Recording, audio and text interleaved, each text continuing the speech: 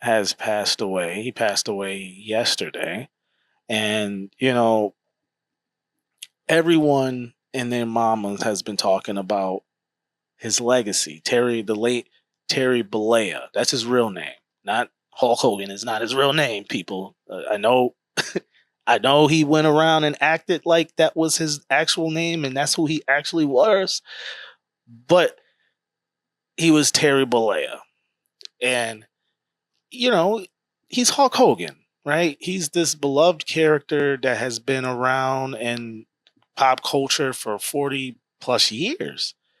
I mean, we've seen him on Rocky. We from Rocky 2, was it Rocky 1 or 2? I don't It was Rocky 2, I believe.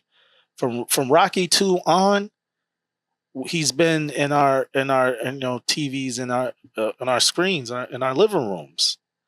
And me being a certain age, I know who Hulk Hogan is. I knew how impactful he was in the 80s and in the 90s when he later, left WWF at the time, WF, now it's WWE, and went to the WCW and cashed that check. And then later changed culture with his heel turn and became a bad guy.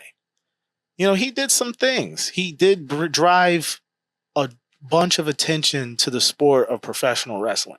That is undoubtedly Hulk Hogan's biggest claim to fame, in my opinion. I think his biggest achievement is that his success, he got so big, and again, he's an egomaniac, and he was doing it a lot for himself, but he got so big that he drove in, eyeballs to the sport that no one else, to that at the time no one else did. He made it counterculture. He did. Without Hulk Hogan, it's not on MTV. It doesn't explode into pop culture. It doesn't become the dominant genre that it becomes on cable television, for sure. Vince's idea too. But Hulk is like the center of the universe of all that. When the meters, Andre and Hulk were the the big meteors, and they collided and just exploded. And then you had this universe of what we see now with Hogan and then the Warrior and Macho Man and then these larger than life characters. It started with Andre first and then Hulk Hogan. But that being said, I just gave them all his flowers. Those was considered flowers, in my opinion. But now there's the dark side of Hogan. And of course, if you're a wrestling nut like myself, a wrestling junkie like myself, then you've dove into the rabbit holes of all the different types of interviews and documentaries and documentary series and what have you about Hogan and how much of a shithead he was. This is before the racist comments came out. We'll get into that in a bit. But before all of this stuff, Hogan was a notorious just asshole in the professional business. The boys and girls did not like this guy. And it wasn't out of jealousy. He was just a scumbag in how he handled himself and conducted his business. It didn't work for me, brother, came from that. Just because of that. If it didn't work for him, and he was the top guy, just to say he was a top guy, but he was a top guy for a reason. I'll get to that in a second. But one of the biggest things is that he was a big asshole, and he was a known liar, an exaggerator. He would constantly exaggerate stories. This is when he was a current and active wrestler. And, before the trial came, when WWF was WWE now was investigated by the federal government in regards to the steroid probe that came down the pipe, or down the pike, or whatever down the pike or pipe, whatever the analogy you want to use. When that came along, he was one of the central figures, obviously, because he was one of the biggest stars, he and Warrior at the time. And they were trying to charge Vince McMahon with basically pushing steroids to these wrestlers. Now, I don't think that Vince was pushing steroids to the wrestlers, but did he encourage them? Probably, yeah. But being a distributor, a drug pusher, is totally different. Like me saying, here, I'm giving you the drugs, is totally different from me saying, oh, you look better, or it's interesting, or me acknowledging the fact that you just got jacked up in 2 weeks, or not acknowledging it. Like, it's harder to those two different things are separate. But that being said, Hogan went around TV, lied about it. He was on Arsenio Hall. There's footage of him lying about it on Arsenio. To our people, he lied and saying, "Oh, I don't do it." So saying your prayers and eating your vitamins weren't just vitamins, dog. Them vitamins was different. Those were some different vitamins that he was putting in his body. Not the kind of vitamins that kids need to be putting in their bodies. So, not a great guy. So, you had that going on. Now, let's get to the essence of the Hogan character. Hulk Hogan was around before he actually became Hulk Hogan, He was wrestling previous to WWE, before Vince Jr. took over. Like, this guy was a literal creation of Vince Jr. Vince Jr. essentially just took superstar Billy Graham's gimmick and put it on Hogan, and Hogan took it and ran with it. If you see footage of look at superstar Billy Graham's Dark Side of the Ring, where they talk about superstar Billy Graham and his uprise and his, unfortunate downfall. And the sad thing about the Billy Graham story is his downfall came at the hands of Vince's dad. Vince's dad pulled the rug from underneath superstar Billy Graham early on when he got the belt. Vince Sr., to his credit, told him, listen, the plan is to put the belt on Bob Backlund at the end of this time. This is the end of this. We're going to have you get this run, and we're going to put the belt on Bob Backlund, no matter what. Now, usually in the professional wrestling business, especially in today's time, that doesn't usually happen. Like, what I mean is the plan, for the most part, changes.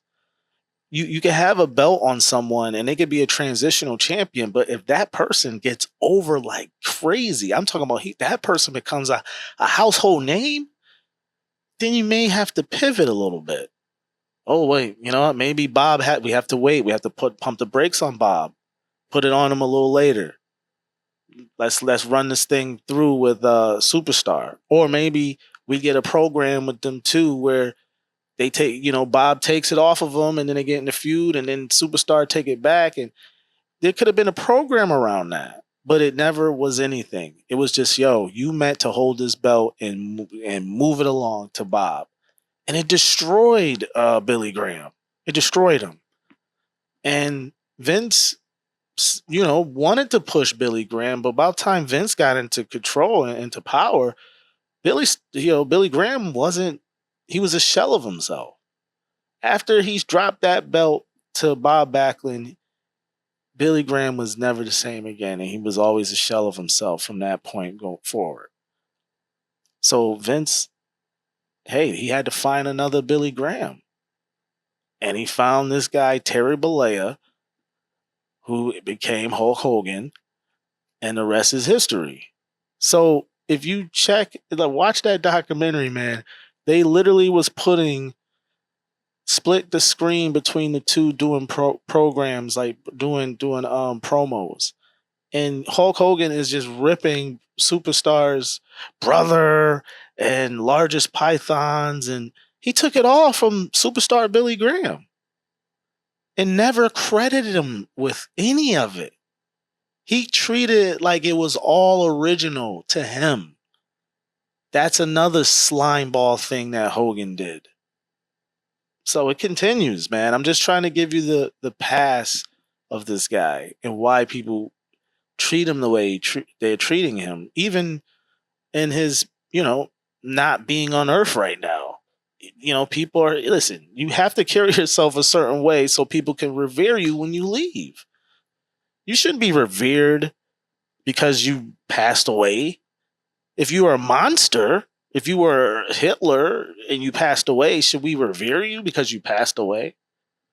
Bin Laden, should we revere you because you passed away? No. You didn't deserve that. You didn't earn that. And in Hogan's case, there's a checkered past. But let me continue with the checkered past. I ain't done yet. I'm trying to educate y'all as to why I feel the way I feel and why others feel the way they feel about Hogan. Like, oh well. Secondly, Hogan not only lied about the steroids, he snitched out Jesse Ventura when he was trying to unionize for the wrestlers. Jesse, Jesse's a fucking revolutionary when it comes to being his own man. And hell, he was a governor once. He was in politics. He's been a former Navy SEAL. Like, he's legit. He's the real deal. And he was always his own man. Vince never had control over Jesse. That's one thing Jesse is most proud of, is that Vince McMahon never had control over him. Nothing he did, his intellectual properties, his rights, none of that. Jesse owns it. He's his own man. He's always been. But that being said, he was trying to do something revolutionary in the business at the time. And he was trying to get the wrestlers to, unionize and say, hey, Vince, you need to give us some fucking medical benefits or something. We're out here flipping and kicking and doing all this stuff 300 plus days a year and getting curtain jerk money. Hell, can you pay for our medical bills? So that's what that was about. And soon as Hogan got whiff of that, he went and stooged that out to Vince McMahon. And then that's when Vince and Jesse fell apart from that day forward. So, and Jesse Ventura, you can see later stuff of Jesse last year or two or whatever. It's recent interviews about him and Hogan. They never reconciled that. Never to this day. And now Hogan's no longer here. They still never reconciled it, to my knowledge. That tension they had because of that. Fast forward. I'm not going to talk about his marriages, his weird relationship with his, all that other stuff. I'm not going to get into that because that's his personal stuff. It doesn't matter. Everybody does their own thing and their own personal stuff. And I don't give a shit about people's personal lives.